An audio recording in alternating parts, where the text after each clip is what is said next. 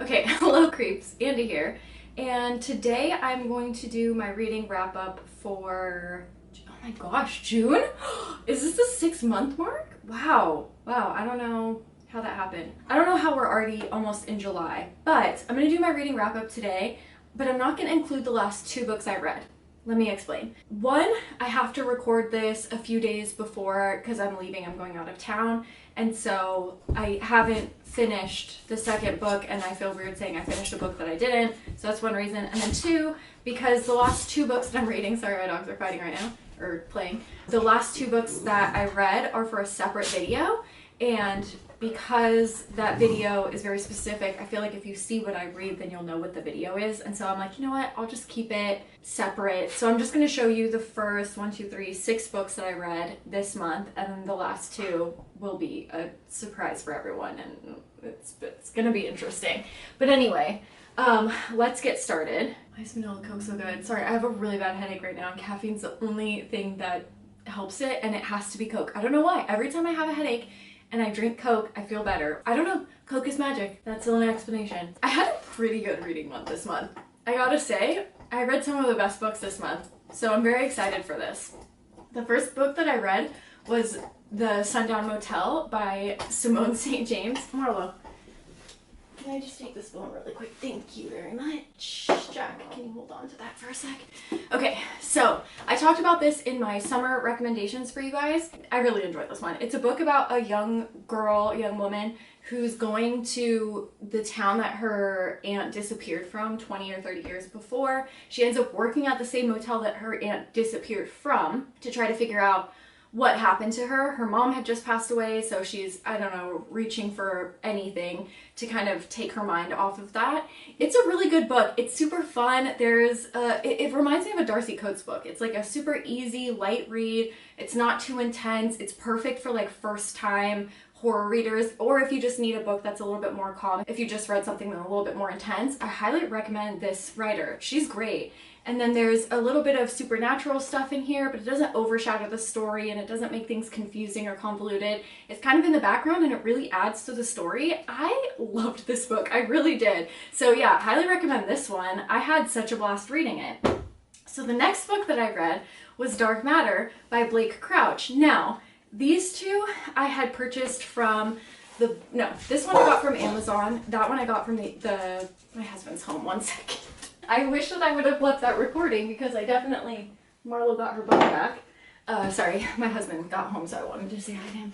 Okay, let's recap. You guys saw that I just recently moved. I could not find any of my books, and I'm not the type of person that can be like, oh, next month I'm reading these 5 books. I can't do that. I have to select the next book that I'm reading, and it's based on how I feel and the book that I read before it, and it's like the spur of the moment.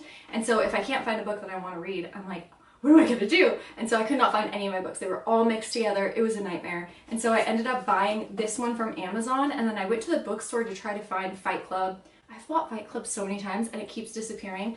Anyways, I want to reread it and I can't find it anywhere. And so I went to the bookstore to buy Fight Club, and instead I ended up with that book. Nobody cares. I don't know why I'm telling you this, but I guess what I'm saying is, like, if you haven't seen these books in my collection, it's because I just bought them. So I saw this one on Book Talk a lot, and I didn't really see many people talking about it, if it was good or bad or anything. I just saw a lot of people purchasing it. And so I got pretty curious, and I ended up buying it, and I gotta tell you, it was one of the best books I read this year. This book is so fun. It is so great. Fantastic. If you love sci-fi, I can't imagine that you wouldn't like this book. It's one of the best science fiction books I've ever read. It's about a man. He teaches science, and he has a wife and a son, and he often wonders what would have become of him had he not prioritized family over career.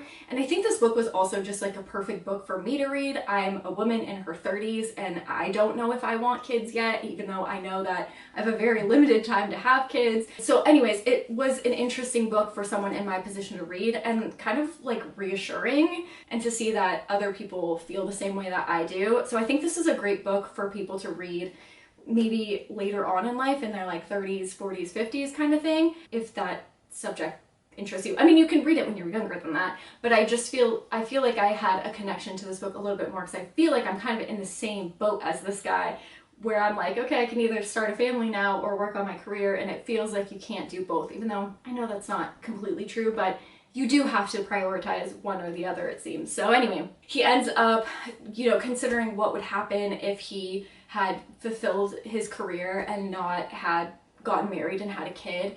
And he ends up getting kidnapped and being taken away from his family. And that's kind of where I'll leave it, because I didn't know what this was about going into it, and I'm so glad that I didn't. It's one of those books where just pick it up and read it, and I think you'll have a blast. It's so fun. I know what I said doesn't sound science fiction, but I promise you it is a science fiction book. It is a blast to read, just an adventure, a sweet story. There's a lot of romance in there. There's a bit of everything, and it is just so fun. So yeah, highly recommend that guy. This was kind of the only book that I didn't fall in love with. This was Ronald Malfi's Ghost Written. This is 4 novellas in one book. And I gotta tell you, I was a little disappointed with this one because I had read Blackmouth, and so I was like, I gotta pick up something else from him. And the writing in Blackmouth is just, it blows my mind even thinking about how good that book is. And this one let me down a little bit. I think this one also may be for more people like his fans, because in the back he had said that there are kind of clues that relate to other stories and books that he's written, and so I think I missed a lot of that because Blackmouth is the only one that I had read. But I do appreciate, in the back he said, I kind of just needed to take a break from the really intense writing and write something fun. So that's great. I think that that's cool that, you know, a writer can do that, and he deserves to do that, because Blackmouth is such an intense book. I would recommend Blackmouth over this, that's what I'll say. The novellas were fine. Some were really interesting, some were okay, but none were like on the level of Blackmouth at all. So I thought I really liked that Sundown Motel Hotel book, and then I got The Broken Girls. This is by the same author, Simone St. James, so I went back and purchased this one, and I like this one even more. First of all, the cover is perfect. I don't know what it is, but the colors of it, yeah, my cat already, I just realized, chewed. I don't know what is up with my animals chewing books, but anyways, so I read this one and I liked it even more than the Sundown Motel. It's about girls in a boarding school. I don't know if that's the correct term, but yeah, I think it is a boarding school. And you get to learn a bit about their problems, and then there's a girl who gets murdered, and then you're going back and forth in time, kind of like the Sundown Motel, because that's how that was as well. Hold on, my dog's whining. I'm gonna let her out. Sorry. So it's kind of written in the same way like the Sundown Motel, where you get a little bit of, you get like the present and then you go in the past. And it's about a journalist who's doing a story on the Sundown Motel, and she has, no, my gosh, I'm combining the two stories, I'm sorry. It's about a journalist who's doing an article on the home, what did I just call it, boarding school, because it had closed down for such a long time, and she has connection to it because her sister was murdered and dropped there, and so she wants to like uncover everything there is to about the school, and she gets really involved in it. I loved this book. I thought it was so great. It was so fun. Again, there's a little bit of supernatural in it, but it's in the background, and it just adds kind of lore and urban legends and stuff to the story. So it's got, again, a little bit of everything. There's like a little bit of romance, a little bit of suspense, a little bit of supernatural. It's a great book. Like, I highly recommend this writer. If you guys, is she whining to get in? I swear. My animals are testing me today. My cat peed on a bunch of clothes. My dog threw up on the couch. It has been a day, let me tell you. So anyways, what was I saying? Yeah, I don't know what I was saying, but I really enjoyed this book. If you guys like Darcy Coates, I can't imagine that you would not like this writer. So out of those two books, I think I would pick up Broken Girls first, but they're both great. Like, it's like Broken Girls and right under Sundown Motel. It's not like one's crazy better than the other. The next book that I read was The Illustrated Man by Ray Bradbury, and this is a bunch of short stories, and they're told through the illustrations on a man's body. So they're tattoos, but they move and they tell stories, and so